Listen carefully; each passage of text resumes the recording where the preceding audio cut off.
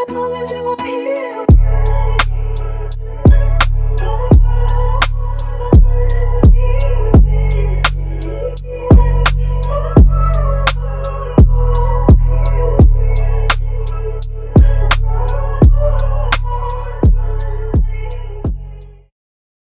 sweet face, and welcome back to Allison TV. If you are new here, please don't forget to like, share, comment, and subscribe. So y'all, it's time. As y'all know, it's the love season, and I just want to make sure everybody is okay. More specifically down there. We really have to make sure that we are taking care and maintaining our vaginal health. Now, as much as people don't want to admit it, a lot of girls are very clueless when it comes to vaginal health. And for part of that reason is because you have young girls who are embarrassed or just intimidated by asking certain questions because there's a lot of shaming that goes on. But this is a judge-free zone. I'm even going to be sharing some of my own experiences. We're not going to judge each other here. We're not gonna call each other sluts and whores. You all have got to stop calling each other sluts and whores. Who here has ever been called a slut? Listen, this ain't about to be your regular just white front to back video. But in case there's somebody out there who's young and you don't know, make sure you are wiping front to back. We're not gonna put each other down because at the end of the day, all of us, if you're a woman and you got a vagina, you know exactly what I'm talking about. So we're not gonna play stupid here. We're gonna cut the crap and we're gonna get real.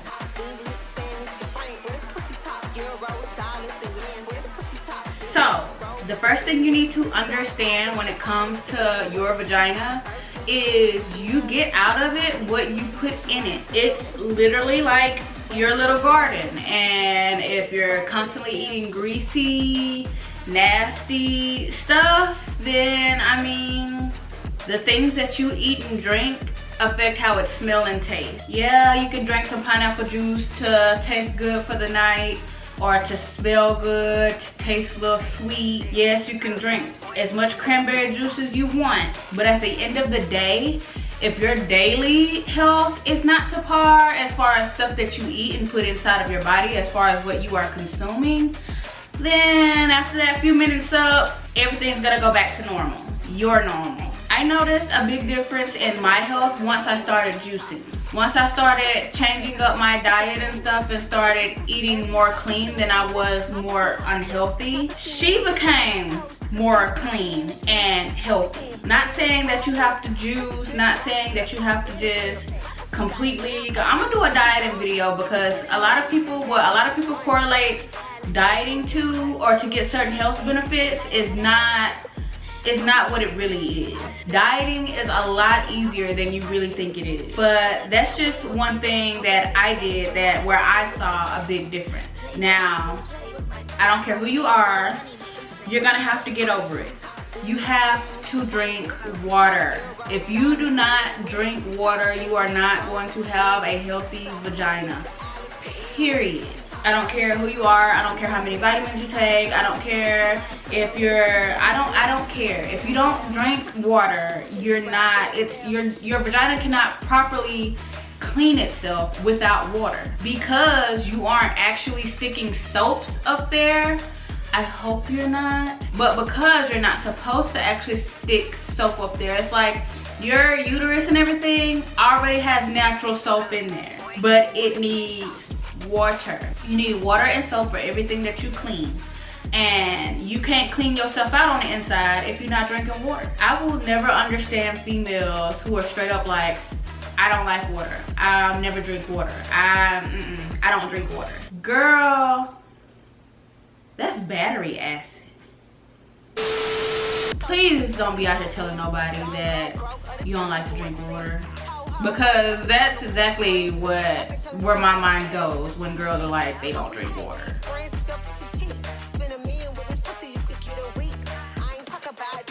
So Google says you should be changing your pad or tampon every 3 to 4 hours. It's important to always change. Like, listen, if you're going a whole day, first of all, if you're going the whole day and you're not changing your pad or tampon, that's not okay. Google say change it every 3 to 4 hours. I change my pad or tampon every single time I go to the bathroom. Every single time I go to the bathroom. I don't care if it ain't nothing on it. I don't care if it ain't. I'm changing it every time. Every time I start to feel uncomfortable, every time, cause you can feel it. When I start feeling uncomfortable, I go change it. I don't care how many I go through. I don't care. I go change it. I can't. But generally, every 3 to 4 hours. So if you're at school for 8 hours, you should generally, from the time that you get to school, from the time to the time that you leave, you should be changing your pad or tampon 2 or 3 times. 4 times.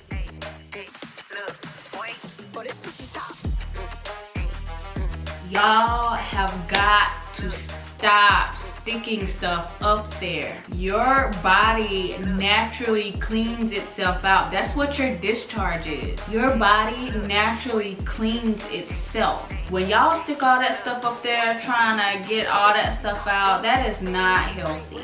Unless it's recommended by your doctor, you should not be sticking anything up there besides a tampon if you wear a tampon, or the little cup thingy. I don't know how that works. I thought about it, but I don't know how that works. So somebody schooled me on that one because she's scared. But unless you have the birth control implant, unless you're wearing tampons or anything for those purposes, you should not be sticking anything up there. You have something called good bacteria and bad bacteria. And when you do stuff like that, you're getting rid of all of it. And that is not okay. It is 2022. And if you still need to hear this, stop douching. Stop douching. Now, I heard some people say that that's for your back door. Ooh, it's getting a little tingly in here. I don't know, but do your own research. But as far as your vagina, stop douching. I don't know one doctor on this planet that tells you to douche. Don't stick soap up there. First of all, if you are sticking soap inside of your vagina, I know you hurting. I know you're hurting. That does not feel good because, listen, when I was a child, I didn't have anyone to show me how to clean her. So I was very much getting things where they shouldn't have been. That crap burns. Stop doing it.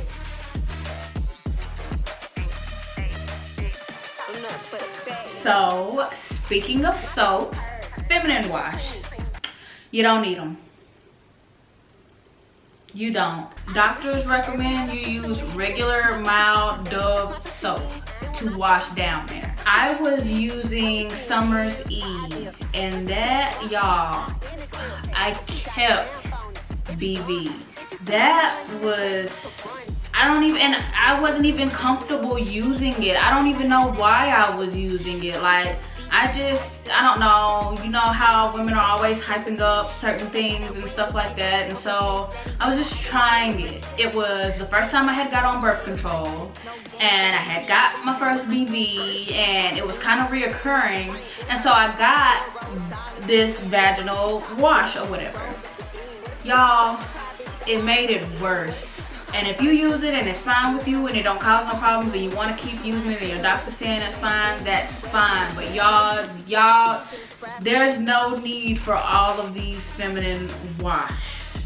I kept getting BVs and my doctor was I don't know why I didn't tell her I was using it in the first place. I don't know. Make sure you're honest with your doctor, because as soon as I told her I was using it, she was like, yeah, stop. So all that stuff looks fun and cute to have and to make people think that you have the best hygiene. You don't need it. You just need Dove and water.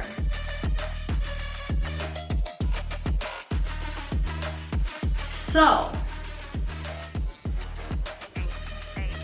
okay, Dang, I wish I could show y'all my vagina so I could just show y'all what I'm talking about. Okay, so your vagina has lips.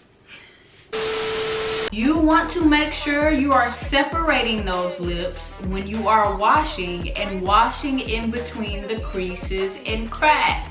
Not putting the soap on the inside of the lips where all the sensitive stuff is, but that, you know, the wings that you got on the inside, you need to separate them. And you need to clean the skin. Everywhere there is just regular skin, not the fleshy stuff on the inside, not your clitoris, but everything else, all of your skin needs to be washed. Around your hood, make sure you're doing what you need to do. Now, some people pull back their hood and wipe, but you only need to do that if you are seeing buildup. Not you know, I don't know how common or regular it is for people to have buildup. I've never had like buildup down there, but I know some women need to pull it back. Take you a little towel or whatever you use. I use my little net thing to clean myself. It's very, very easy. I can wrap my fingers around it and I can get in there with water.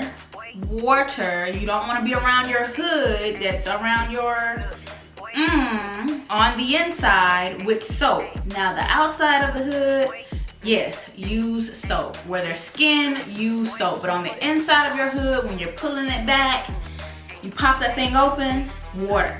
And make sure you're washing the outside. It's just like a car. You're gonna use soap and water to soak and wash the outside, but that's not what you're gonna do to the inside, because the inside is more delicate. If you don't get into those creases and wash them, just like if you don't wash behind the back of your ear and you take a towel back there, or you don't wash the back of your neck and you take a towel back there, it's gonna be the same thing if you don't wash in between those creases. And ain't nobody trying to put their mouth on that shit. The same thing if you go to wash your face and then you go to put on toner on a freaking cotton pad and you see it, like, you're gonna be able to see it. Same thing for drying. If you are a bigger girl, or if you got a fat mama, which is, I mean, this goes for everybody, but especially those with fat mamas. Yeah, I like to take a very, very hot shower and just come in here and lay down and air out. But what you want to make sure that you're doing is getting in between. When you're drying your body, if you don't dry nothing else, make sure you get in between those creases and pat it dry. Make sure you are dry in between those cracks and your butt. Because if you don't, and I mean, those creases are closing, so there's just water sitting there, and you don't want that. Make sure that you are taking showers before you take baths, because if you don't, all the bacteria and dead skin and all that, all of the dirt, you're sitting in bacteria. And like I said, if you already have good bacteria and bad bacteria, that just adds bad bacteria. So make sure you are showering and washing those important parts before you take a bath. A bath should be after you've already showered and you're just honestly like you're taking a bubble bath or you just need to relax. A bath should just be you wanting to soak in water so that your skin can absorb whatever you're putting in the water. So if you have a specific bubble bath that you want to smell like, or maybe you want to soak in some Epsom salt because your muscles hurt or whatever, or I know sometimes I will take a shower, take a bath, and then after I sit in the bath and my skin like gets all really, really soft, then I will stand up and exfoliate my skin. But that's after I've showered, after like only when you want to just your body to soak up certain scents. But you should not be taking a bath per se to necessarily get clean. You should be taking showers to get clean. Baths should be for relaxation purposes only.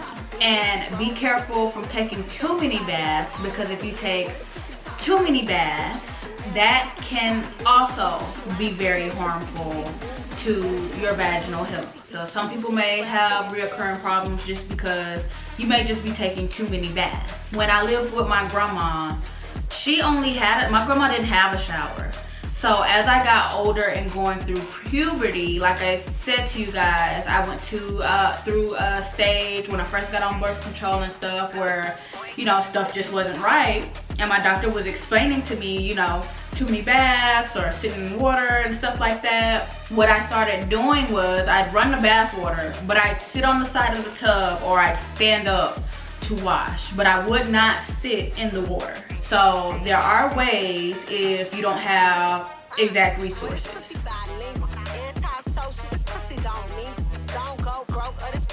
So a lot of people don't like to talk about it, but we about to talk about it. BVs, yeast infections, UTIs. All of these are common. I think it's just so hilarious when I see people online like shaming other girls or bashing other girls, or one worse, when people take it upon themselves to take a picture of a girl's underwear. And granted, you shouldn't be leaving your underwear on the floor or anything like that, but people who go out of their way to go into the clothes hamper and get a girl's underwear out to take a picture of it and post it online, you're a different type of scum. All the people who wanna shame these girls and be like, oh, that's why you have crunchy underwear, da da da da. At some point in life, a girl is gonna have crunchy underwear. And that's just it. Yeah, I said it.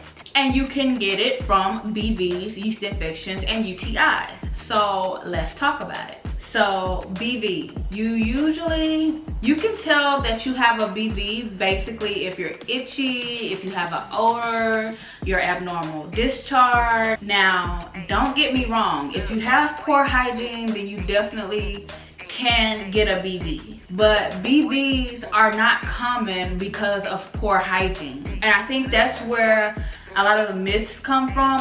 Sometimes the most common things that go on with our body are not because of poor hygiene.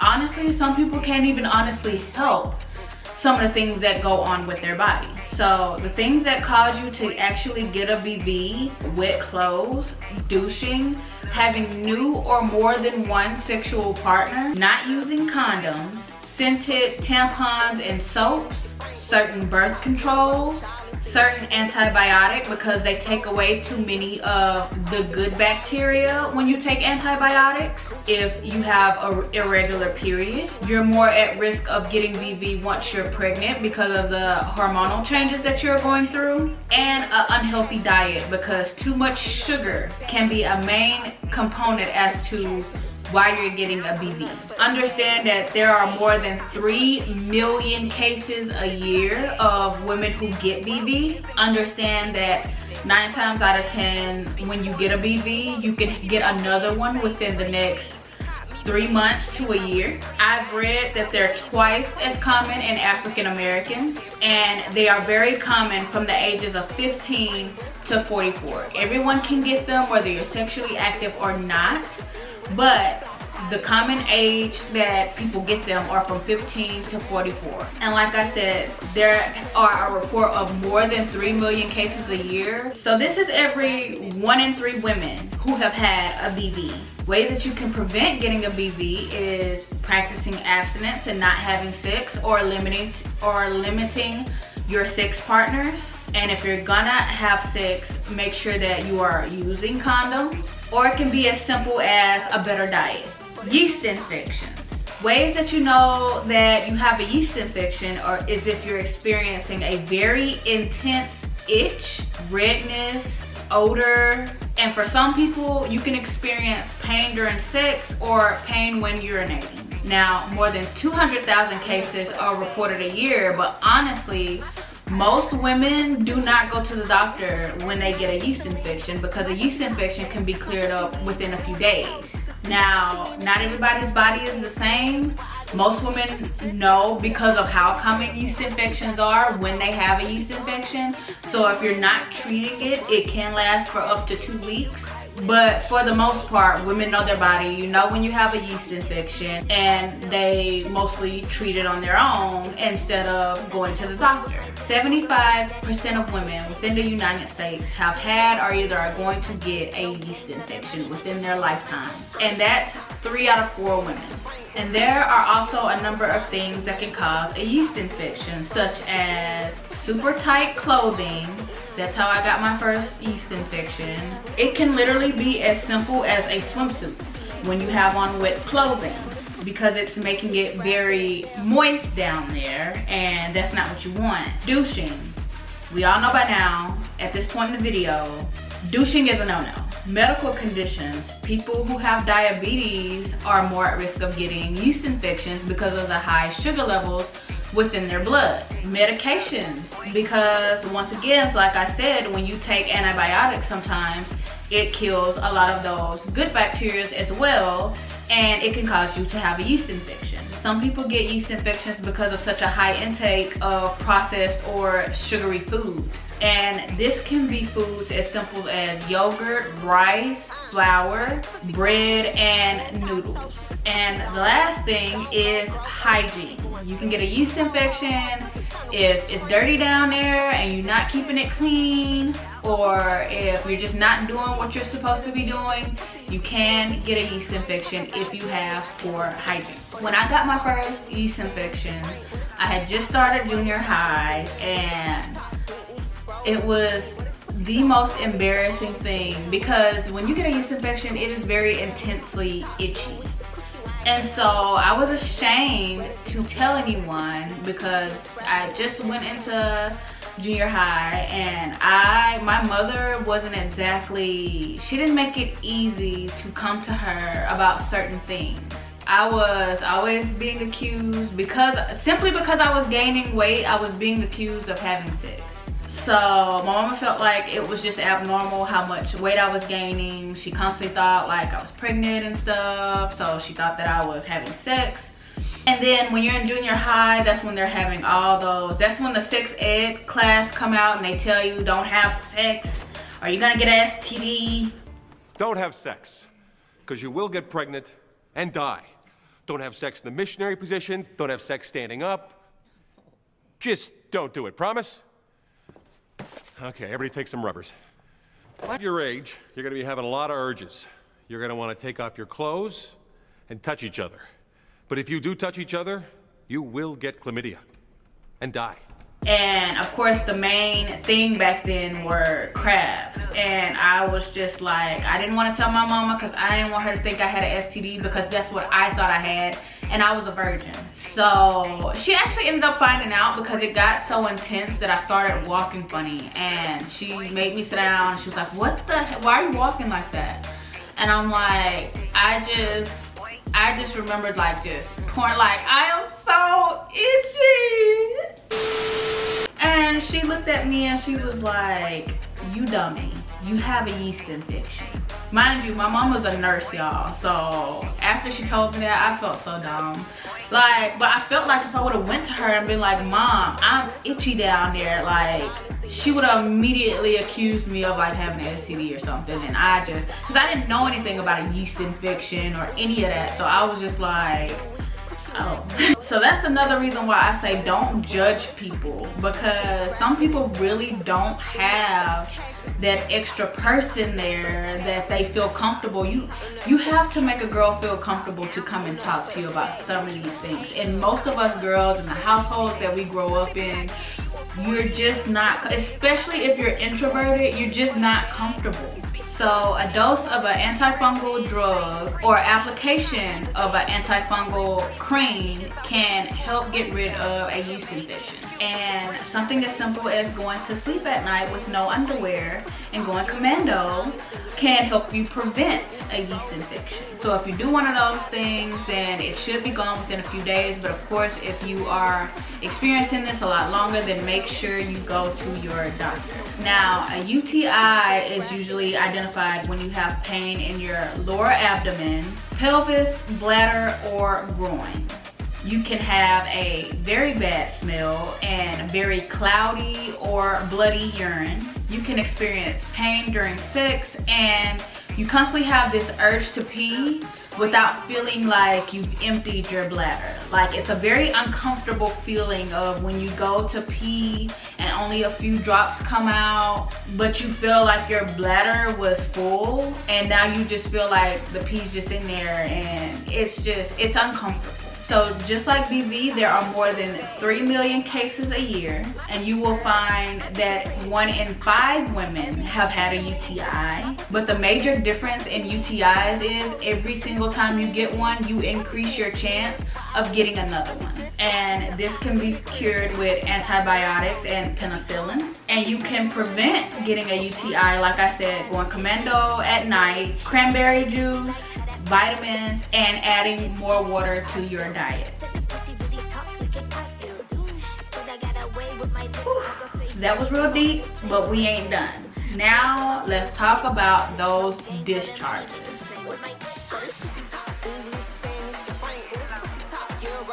So the color of your discharge is the main thing that is going to tell you whether you have a healthy vagina. So when your discharge is white, that means you have a healthy vagina. But if it's white and it's really thick or has a certain texture to it, you could have a yeast infection. And so your pinks can signify the beginning of your menstrual cycle, bleeding from implantation, or vaginal irritation after sex. Your reds, of course, is when you're on your period, if you're experiencing spotting, but it can also be a cervical infection or cervical cancer. So it's very, very important to keep up with your period, when it's supposed to happen, when it's not.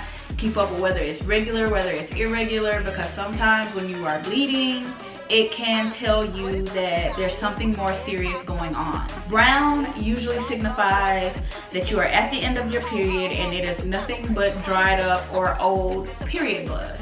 Yes, after a while, red blood turns brown. So even as it comes out, even from like the inside, it can turn brown, and that's what you're seeing in your discharge. Now, the yellows and greens usually signify that you have a STD. So if you notice that, you need to go to the doctor immediately and get tested. But you can also notice a yellow or green discharge when you are taking new or certain supplements and vitamins, and when you eat certain foods. Grays signify BVs, and clear usually signifies that you are ovulating, pregnancy, hormone imbalance, or girl, you just horny. But for the most part, clear is healthy. So now you know what to look for. Now you know all of the signs. Make sure you are getting tested regularly if you are sexually active. It doesn't matter if you just have one partner or multiple, it doesn't matter. Make sure if you are having sex that you are getting tested regularly.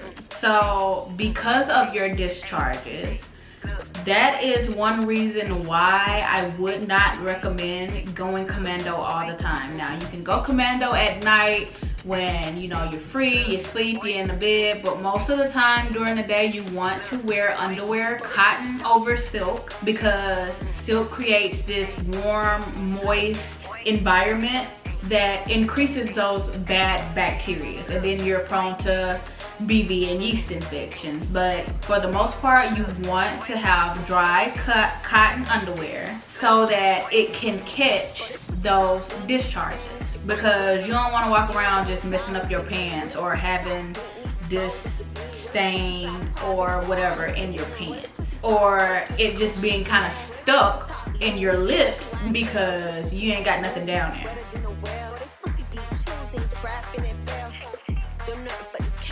If you have an odor and you're taking care of everything and you still have an odor, it can be something as simple as your laundry detergent. Maybe you need to use different laundry detergent, or maybe you tried a new laundry detergent and your body don't like it. You can take certain vitamins that can help you. Or if you do have BV, yeast infection, UTI, whatever, if you're experiencing odor or itchiness or irritation, something that you can do to help with odor is put 4 to 5 tablespoons of baking soda in lukewarm water when you take a bath, and it will help with the odor or irritation. But the main thing that you want to make sure that you are doing is going for your yearly checks and getting a PAP and making sure that you are healthy. If you don't have the crazy discharge and you don't have BV, you don't have any of that stuff, and you're completely, doing what you need to do, then just make sure that you're seeing your doctor. Make sure that you're communicating with your doctor and letting them know when you're trying new things, and just making sure that you get taps regularly. We all know somebody. We all know somebody. Do not spray perfume on Miss Mama's. She don't like that. We don't like that. Don't spray. I've seen it. Don't spray no perfume down there. That is not what that's for. Like, if you are spraying perfume down there to keep someone or to spray it down there because you're going to hang out with a guy, guess what? When you take your clothes off,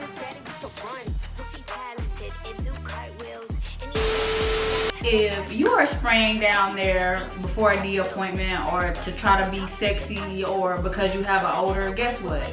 When somebody goes down there, that spray ain't gonna change how it tastes, how it smells. It's really not gonna change anything, because once you taste something, you smell, like, listen, it's not doing anything. Just stop. Stop it. Get some help. If anything, it's like using scented soaps and stuff like that. So you are really messing yourself up, like spraying perfume down there. Make sure that you are washing new underwear when you purchase it, and washing your sex toys every single time you use it. After you finish using it, wash your sex toys.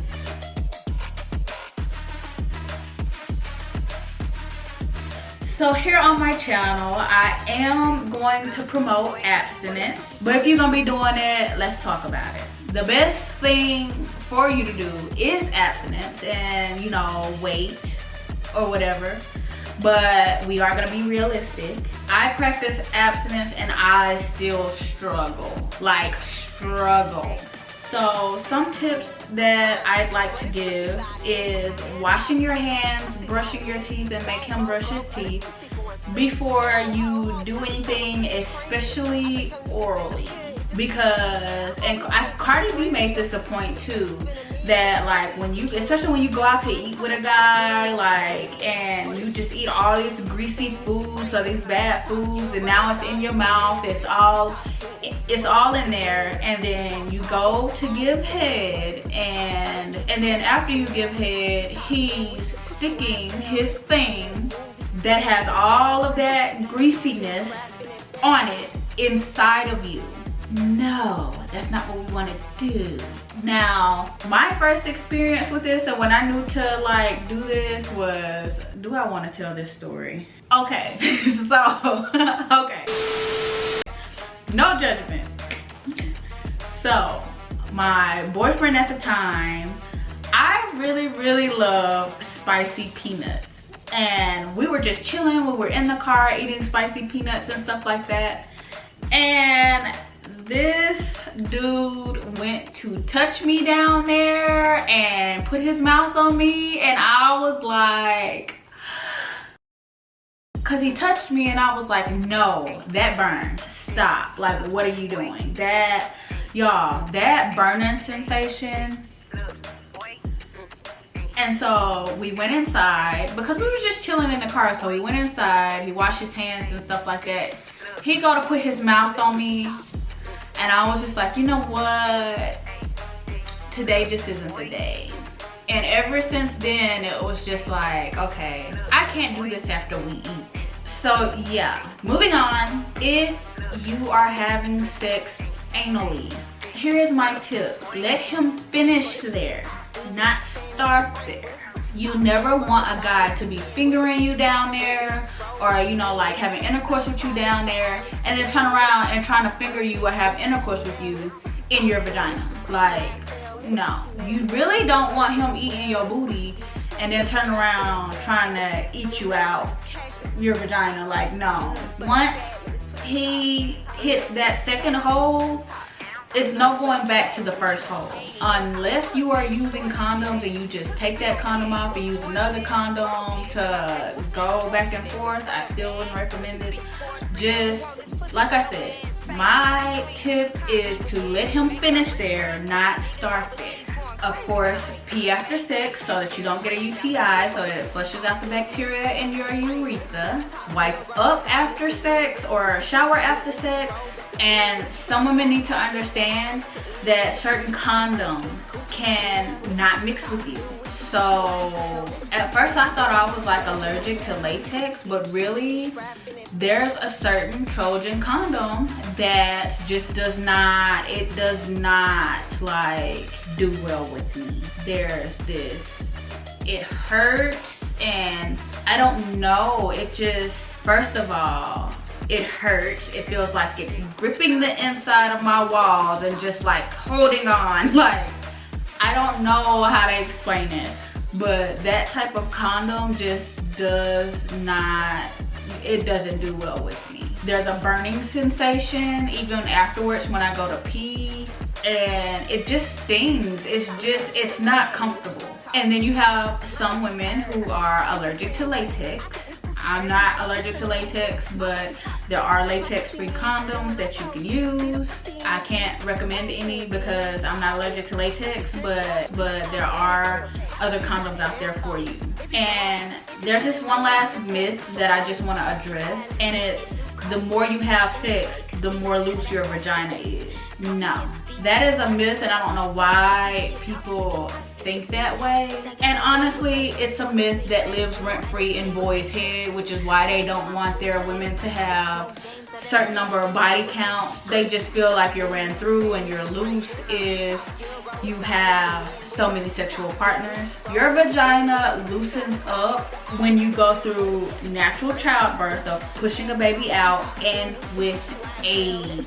And it's not just a dramatic difference either. Not like maybe over time, maybe, but there is not a dramatic difference. And this can simply be resolved with Kegels. You can tighten your vagina with Kegels.